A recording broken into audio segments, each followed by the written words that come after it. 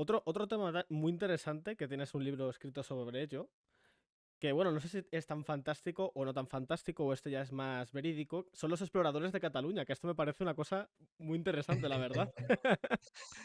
Sí, la verdad es que la colección iba por lo fantástico, desde lo popular, pero también decidimos hacer este libro que es absolutamente realista, o sea, en otro contexto, personajes reales, porque era como un nicho que no estaba divulgado todavía, ¿no?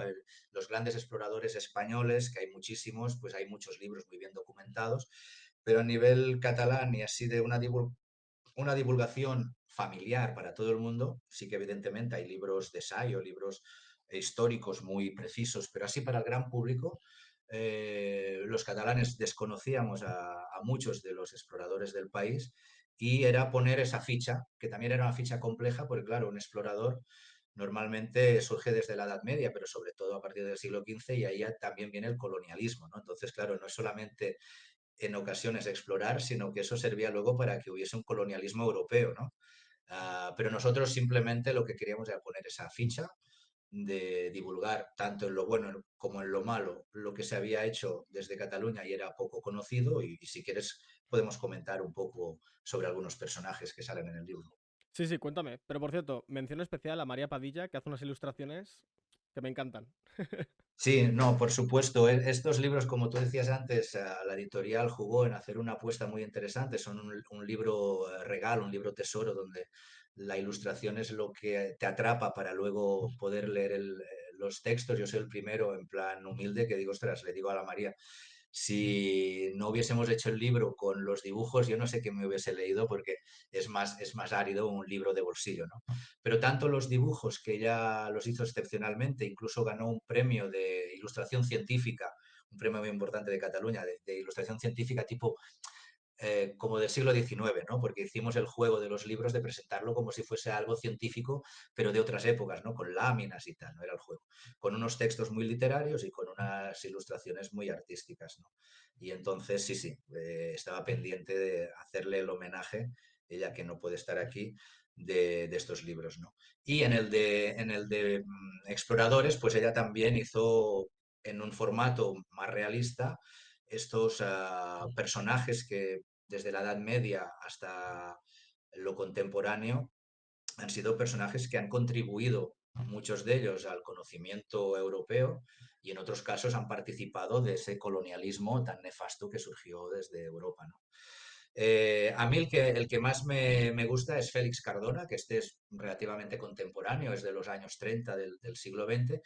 Félix Cardona, que era del Maresma, de una comarca por encima de Barcelona, en el mar, que descubrió la cascada más alta del mundo, ¿no? El Salto del Ángel, que está en Venezuela. Lleva el nombre del Ángel porque Ángel era un piloto aventurero que aterrizó gracias a los consejos de Félix Cardona arriba de la montaña donde se desprendía esta cascada y al final llevó el nombre de este aventurero aviador norteamericano porque hizo un libro y se hizo más famoso, ¿no? Pero también Félix Cardona fue uno de los descubridores de las fuentes del Orinoco, que era el último río que estaba por descubrir sus fuentes, ¿no? Entonces, él penetró en una zona de Venezuela que era desconocida, la Guayana venezolana.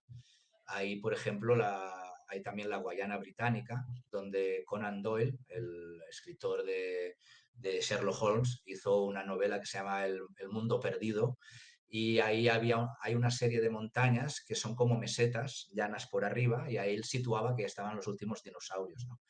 Lo digo en plan de contexto para decirte que es un lugar muy remoto, Mm. tanto la Guayana británica como la venezolana, aparte de los aborígenes o los cazadores de animales o los recolectores de caucho, era una zona en pleno siglo XX que no estaba conocida, ¿no? Entonces Félix Cardona, que era capitán de barco y tenía conocimientos astronómicos, fue el que acabó delimitando la frontera de Venezuela con Colombia, con Brasil, porque tenía esos conocimientos. Entonces, para mí es un héroe, ¿no? Por, primero, porque una persona pacífica y segunda, porque esto de hacer las fronteras de un país y descubrir una cascada súper alta y las fuentes del Orinoco, aunque luego todo eso, evidentemente, el Estado moderno y venezolano lo habrá utilizado también para colonizar, pero él era muy respetuoso con los indígenas, sabía que si no era a través de los indígenas no podría penetrar por esos lugares. Y es un personaje que es poco conocido en Cataluña y tiene una trascendencia para hacer películas tipo Indiana Jones, por ejemplo. Qué guay.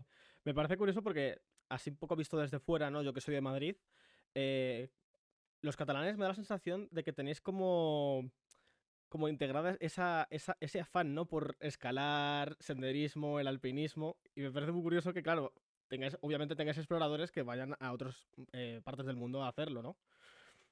Sí, de hecho el Pirineo a principios del siglo XX era un sitio que todavía no vivía gente en el Pirineo, pero estaba poco conocido por los grandes lugares industriales o modernos de Cataluña, que era la costa, ¿no? Entonces se hacían expediciones al Pirineo para rescatar, por ejemplo, los murales de las iglesias románicas, ¿no?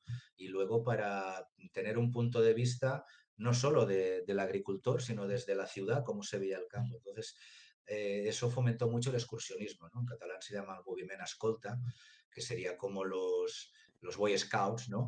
Y fue un movimiento que sirvió para reconocer el país en zonas que todavía no habían carreteras y que era difícil de reconocer.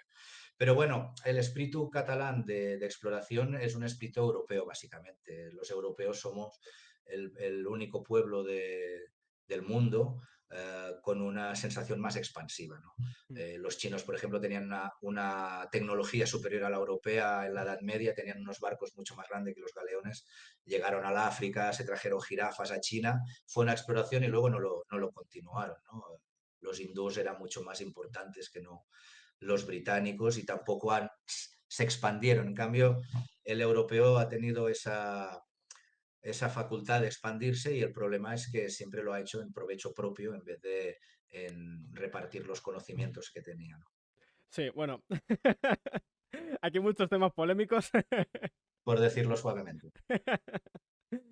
Vale, pues dejando un poco Si esto quieres, aparte. Sí, dime, dime. sí, no, si quieres te comento alguno más de Sí, explorador sí, o no cuenta, sé cuenta, cómo cuéntame. vamos de tiempo. Luego hay otro que fue muy interesante que es Ali Bey, se llamaba Domènec Badia, pero se puso un nombre árabe Ali Bey porque era un espía de Godoy de unos años antes del tiempo de napoleónico y entonces él fue el primer europeo que llegó a la Meca. La Meca es donde está la ciudad santa musulmana, los musulmanes tienen que peregrinar una vez en su vida a la Meca y en Arabia, y la verdad es que ningún europeo podía ir, estaba súper prohibido. Él se disfrazó de árabe, se fue a Inglaterra para circuncidarse, por si había algún problema, demostrar que era musulmán, y aprendió un poco de árabe. Entonces él lo que hacía era puso la Meca en el mapa, o sea, con lecturas astronómicas también, su situación astronómica en los mapas, etcétera, también del norte de África. Todo eso también una vida de explorador muy importante, que luego Richard Barton, que fue el descubridor de las fuentes del Nilo y un gran explorador inglés, se basó también en sus conocimientos. Napoleón también le compró sus libros para... Claro, era la única manera de conocer en ese momento África, ¿no? Enviar exploradores y que notificasen y pusiesen en el mapa y explicasen las costumbres, las tradiciones, algo muy loable, pero que luego se utilizó para ese incipiente colonialismo. Incluso España tenía sus intereses en el norte de Marruecos y solamente pudo atacar a Marruecos, que entonces eran distintos reinos musulmanes, gracias a conocimientos de exploradores que previamente habían ido ahí, disfrazados o no. Pero en todo caso sí que fue el primer europeo que llegó a la Meca y pudo estar en esa ciudad cuando ningún europeo antes había estado y en ese sentido no solo tiene su curiosidad, sino también su importancia geográfica, ¿no? Y por último, pues también el descubridor, por decirlo así, de California, o el explorador, fue Gaspar de Portalà, que fue un catalán de Lleida, también del Pirineo, que en el siglo XVIII pues fue a explorar el margen del Pacífico, lo que ahora es California, porque los rusos ya estaban en Alaska y entonces estaban bajando por el norte de Estados Unidos, por el Pacífico, y entonces pues el rey envió una expedición con Gaspar de Portolà y unos voluntarios catalanes y también otras tropas que habían en la Baja California para ir fundando algunas misiones, lo que es Los Ángeles, San Francisco. Gaspar de Portola fue el primero que llegó a la bahía de San Francisco y la descubrió. Y querían buscar un puerto para los barcos que venían de Filipinas, tuviesen un buen puerto en esa zona. Y bueno, él fue el primer europeo que descubrió esa zona. Fue una expedición absolutamente pacífica, pero sí es cierto que después eso fue la llave para que fuesen muchos más europeos. Luego, cuando ya se descubrió el oro en California, pues al final podemos decir que pocos indígenas o indios deben quedar en California, pero que de alguna forma también vino desde Cataluña la persona que descubrió ese estado norteamericano tan importante.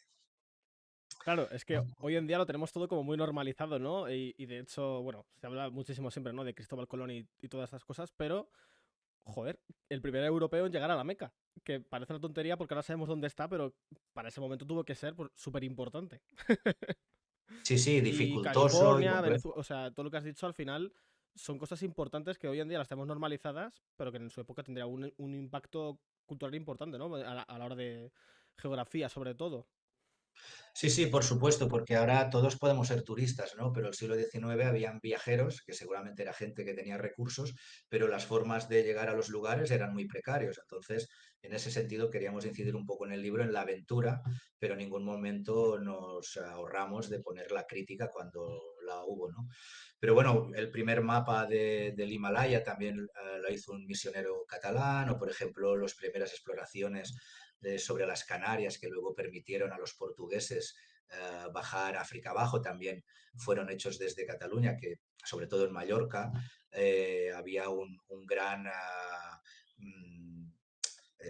geógrafo que hacía los mapas del mundo de esa época, ¿no? Entonces hay un mapa del mundo catalán del siglo XIII muy importante, que ahora está en la Biblioteca de París, y ahí te explica, hasta Mongolia se conocía y luego se ven algunos barcos catalanes que estaban intentando bajar hacia las Canarias y eso ya no había más mundo, ¿no? Luego venían las antípodas, que era cuando el mundo se curvaba y ahí podían haber cascadas o ¿no? La gran cascada del fin del mundo. Claro, es lo que tú dices, en otra época, ahora tenemos universalizado en nuestra cabeza lo que es el mundo, pero entonces salir de Europa, en el norte había hielo, en el sur había los desiertos del Sáhara, ¿no? Luego la gente era negra, ¿no? Se pensaban que era porque ardía la tierra, ¿no? Todo eso un poco también no deja de ser fantástico, ¿no? Sí. Bueno, al final, claro, pero en este caso está como basado en hechos reales y En hechos me reales, parece sí. muy curioso tratarlo porque al final es algo que ya damos por hecho, que todo está descubierto, pero no sabemos la historia ni de quién fue, ni quién fue la primera persona en encontrarlo. Y es Eh, fascinante. vale, pues